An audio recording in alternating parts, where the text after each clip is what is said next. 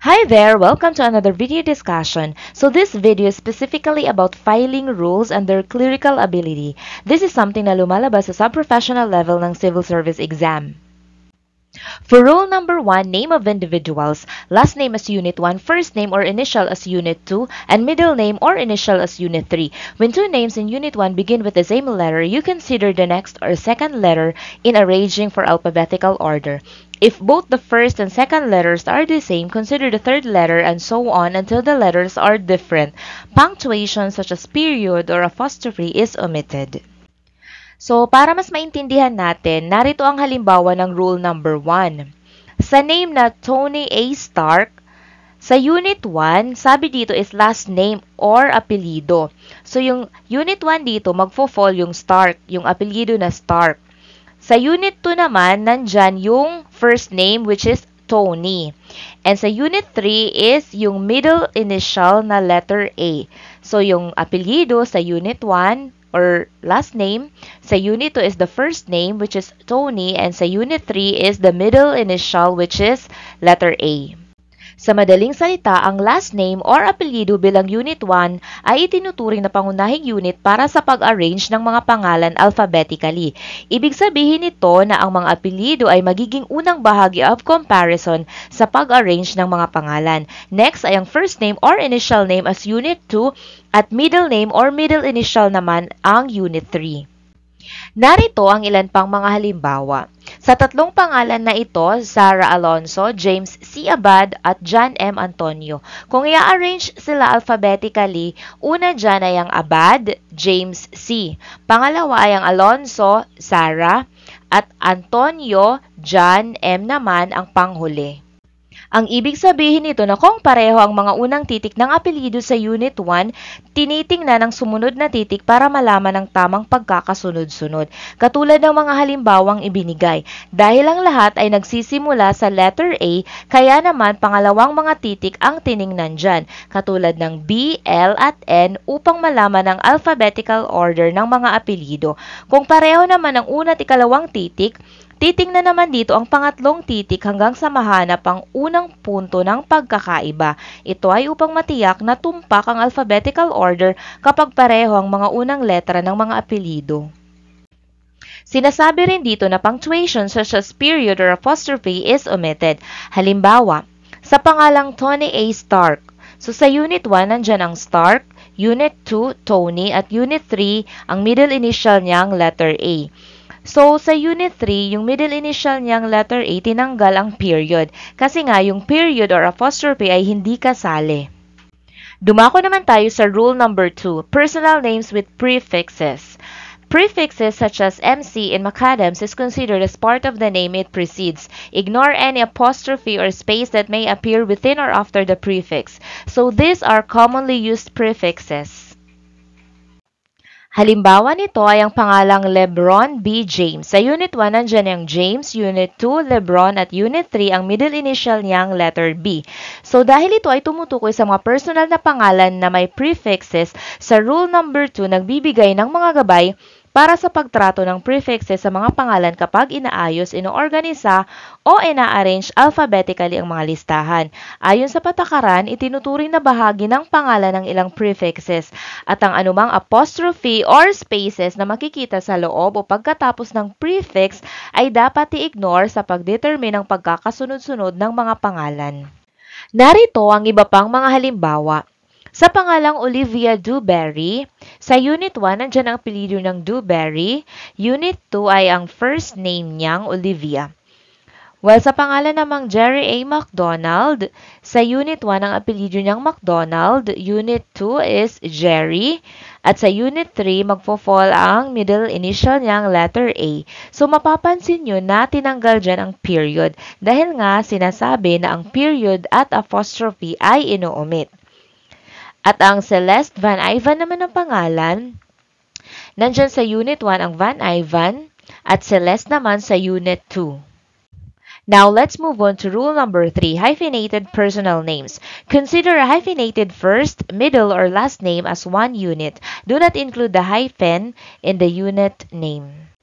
Here are the examples. Sa pangalang Valerie Anderson Smith, ang Anderson Smith na last name ay hyphenated, kaya naman tatanggalin ang hyphen dyan at magiging Anderson Smith na walang hyphen sa Unit 1. Samantalang ang kanyang first name naman na Valerie ay nasa Unit 2.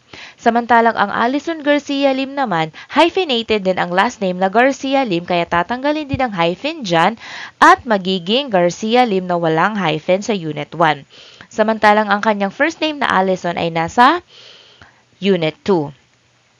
Ang Maria Isabel S. Santos naman na pangalan, ito naman ang hyphenated dyan ay ang kanyang first name. Kaya magiging ganito siya. Sa Unit 1, andyan ang kanyang last name na Santos, samantalang sa Unit 2, ang kanyang first name na Maria Isabel na tinanggal na ang hyphen, at sa Unit 3, nandyan naman ang kanyang middle initial na S.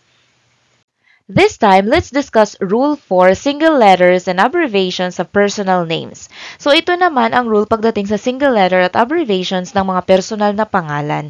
Ang mga initial na mga pangalang personal katulad ng mga ito ay itinuturing na mga hiwalay na unit sa index. Samantalang ang abbreviation sa mga personal na pangalan tulad ng mga ito at ang mga nickname tulad ng mga ito ay ini-index ayon sa kanilang orihinal na pagkakasulat. Narito ang mga halimbawa batay sa Rule 4. So, sa J.K. Rowling na pangalan, sa Unit 1 ang J ang Rowling, Unit 2 ang J, at Unit 3 ang K. Well, sa A.J. Anderson naman na pangalan, ang Anderson ay sa Unit 1, ang A ay sa Unit 2, at J sa Unit 3. Sa W.M. Danielson naman, Unit 1 ang Danielson at W.M. sa Unit 2.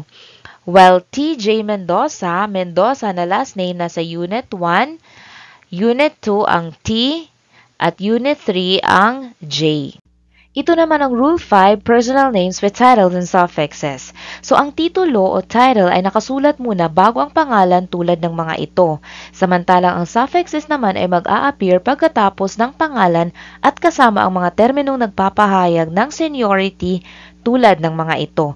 Ganon din ang professional designations tulad ng mga ito. Kung ang isang pangalan ay naglalaman ng parehong title at suffix, ang title ang huling unit. Ang mga sumusunod ang mga halimbawa sa Rule 5. Sa pangalang Kim Santos CPA, sa Unit 1 ang kanyang last name na Santos, sa Unit 2 ang kanyang first name na Kim, at sa Unit 3 ang kanyang titulong CPA. Next is Dr. Frank Williams. Ang kanyang last name na Williams ay nasa Unit 1, sa Unit 2 ang kanyang first name na Frank, at ang kanyang titulong Doctor ay nasa Unit 3. Another is Mrs. Anna Jones. Jones na kanyang last name ay nasa Unit 1. Sa Unit 2 naman ang kanyang first name na Anna at ang Mrs. ay nasa Unit 3. Another is Mr. Joshua Wade Jr. So, ang Wade na last name ay nasa Unit 1, while ang Joshua na first name niya ay nasa Unit 2, ang Junior nasa Unit 3, at ang Mr. ay nasa Unit 4. Samantalang ang Peter K. Tisdale III naman, ang Tisdale ay nasa Unit 1, Peter ay nasa Unit 2, K sa Unit 3, at ang the third ay nasa Unit 4. So, sa pang-apat na halimbawa, gaya ng pangalang Mr. Joshua Wade Jr., dahil ang pangalan ay naglalaman ng parehong title at suffix, ang titulo ay ang huling unit. Nakasaad din sa Rule 5 na ang mga royal at religious na titulo tulad ng mga ito ay itinuturing na professional designation suffixes, maliban na lamang kung ang kasunod ay ang isang ibinigay na pangalan o apelyido lamang ay tulad ng mga ito.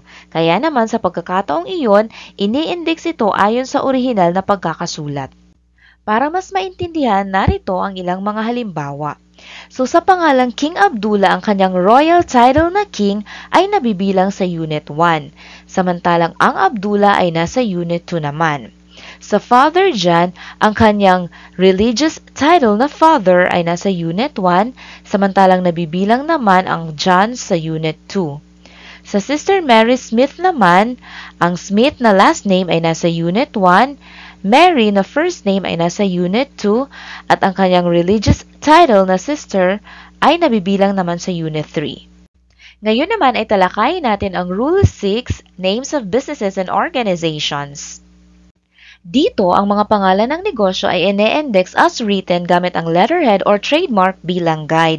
Kung hindi magamit ang letterhead, gagamitin naman ang sources tulad ng directories gaya ng sa telepono o internet at syempre ang advertisements. So, bawat salita sa pangalan ng negosyo ay tinuturing na hiwalay na unit. So, narito ang ilang mga halimbawa nito. Una na dito ay ang computers are us. Sa Unit 1, ang dyan ang computers, Unit 2 are, at Unit 3, ang us. Sa Easy Travel Agency naman, ang Unit 1, nandyan ang easy, travel sa Unit 2, at ang agency, Unit 3. Subalit ang rule na ito ay may exception din. Kapag ang the ay unang salita sa pangalan ng negosyo, ito ay tinuturing bilang last unit. So ang mga pangalan naman ng negosyo na naglalaman ng mga pangalan ng mga tao ay ine-index ayon sa kanilang orihinal na pagkakasulat. While ang hyphenated names naman at mga pangalang may prefixes ay itinuturing bilang iisang unit. Narito ang mga halimbawa nito. Una ay ang The Snack Shack. So, sa Unit 1, ang dyan ang snack, Unit 2, shack, at ang the ay nasa Unit 3. Another, Betty's Boutique.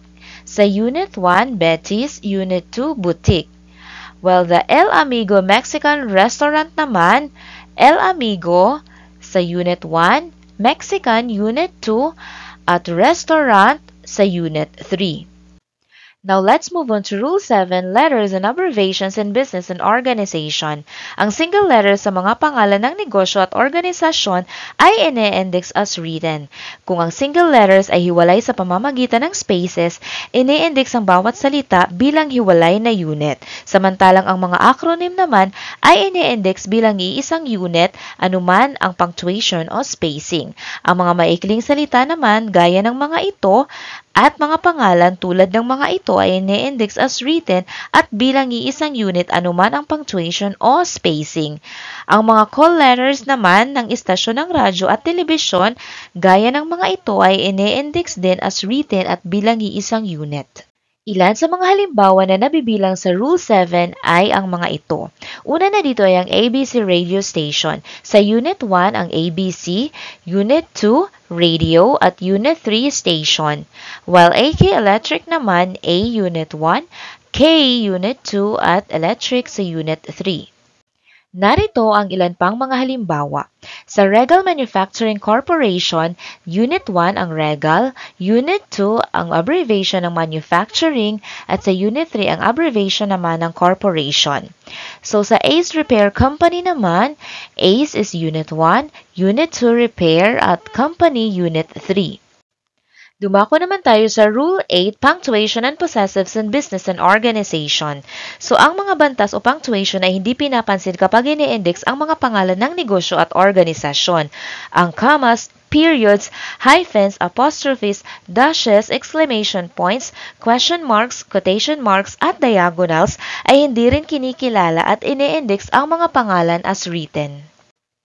Mga halimbawa ng mga ito ay ang una, all-in-one pawn shop. Unit 1, all-in-one. Sa Unit 2 nabibilang ang pawn at Unit 3 ang shop. The Bird's Nest naman, Birds Unit 1, Nest Unit 2 at The Unit 3. Inside-outside glass, Inside-outside Unit 1 at Glass Unit 2. The Pepper, Pepper Unit 1 at The Unit 2. Next is Rule 9, Numbers in Business and Organization Names.